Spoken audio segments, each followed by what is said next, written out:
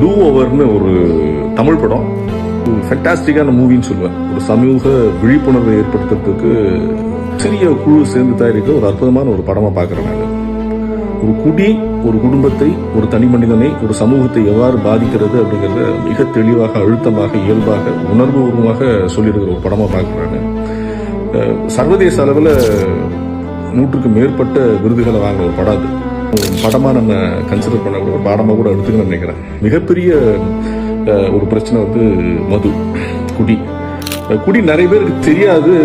அது ஒரு நோய், ஒரு வியாதி அப்படிங்கிறது தெரியாது அது. ஸோ அது எப்படி கொஞ்சம் கொஞ்சமாக ஒரு மனுஷனை சாப்பிடுது, ஒரு குடும்பத்தை சாப்பிடுது, ஒரு சமூகத்தை சாப்பிடுது, ஒரு மனுஷனோட மொத்த கனவுகளை சிதைக்குது அப்படிங்கிறத தெளிவாக கொண்டு வந்திருக்காங்க. பட் இந்த மாதிரி குடியினால் கஷ்டப்பட்டு இருக்கிற, அவதிப்பட்டு இருக்கின்ற பல்வேறு தனி மனிதர்களுடைய குடும்பத்தினுடைய பார்வையாகவும் இயக்கமாகவும் எதிர்பார்ப்பாகவும் இருக்குது. அதற்கு மிக ஒரு அற்புதமான ஒரு தீர்வை இந்த படம் சொல்லியிருக்குது. சமீபத்துல ஓடிடில வெளியான டூ ஓவர்ங்கிற படம் பார்த்தேன். இன்னைக்கு சமூகத்துல நடக்கிற அவலங்களை சாட்டையடியா சொல்லியிருக்குங்க அந்த திரைப்படம். இன்னைக்கே பிறக்கணும், இன்னைக்கே வாழணும், இன்னைக்கே செத்துறணும், ட்ரெண்டிங் லைஃபா கேட்டா ஜாலியா லைஃப் என்ஜாய் பண்றாங்களாம். அந்த ஜாலியா லைஃப் என்ஜாய் பண்றதுக்கு அவங்க எடுக்கிற ஆயுதம் என்ன தெரியுமா? போதை, அபின், கஞ்சா, சாராயம், இன்னும் என்னவெல்லாம் கெட்ட பழக்கம் இருக்கோ அத்தனையுமே. ஒரு இடத்துல மட்டுமா இருக்கு?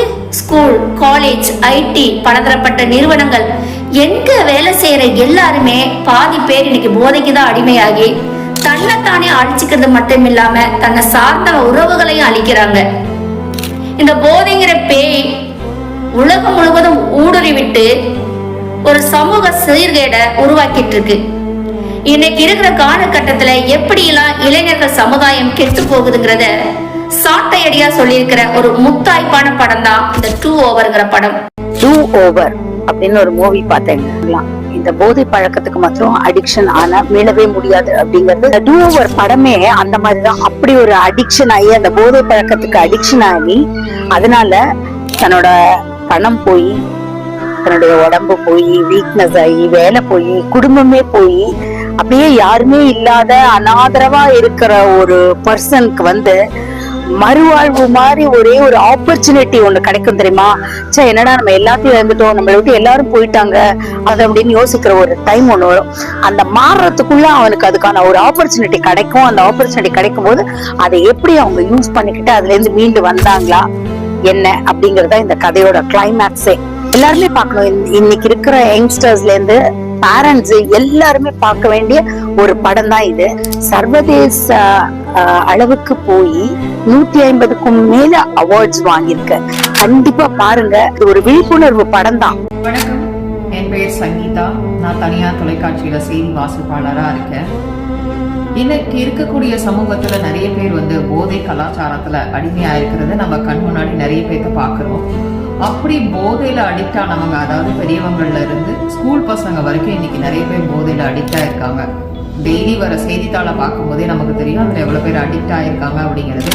அப்படி அடிக்ட் ஆனவங்க இதுல இருந்து வெளியில வர முடியாது அப்படிங்கிற ஒரு தவறான புரிதல் சில பேரோட மனசுலயும் இருக்குங்கிறதையும் நம்ம பார்க்க முடியுது. இல்ல, இந்த போதையில அடிக்ட் ஆன ஒருத்தர் வந்து மீண்டு வந்து இந்த சமூகத்துல தன்னம்பிக்கையோட வாழ முடியும் அப்படிங்கறத ரொம்ப அழகா டூ ஓவர்ங்கிற மூவில ரொம்ப அழகா காட்டியிருக்காங்க. முதல்ல அதை எடுத்த அந்த தயாரிப்பு நிறுவனத்திற்கு முதல்ல நம்ம வாழ்த்துக்களை சொல்லி ஆகணும். ரெண்டாவது, இந்த படம் வந்து வெளிநாடுகள்ல 150க்கும் மேற்பட்ட ஒரு அவார்டுகளை வாங்கி குவிச்சிருக்கு. அதுக்கு காரணம் இந்த படத்துல வந்து ஒரு போதையில அடிக்ட் ஆன ஒரு பையன் வந்து நல்லபடியா வாழ முடியும் அப்படிங்கறது ரொம்ப அழகா காட்டியிருக்காங்க.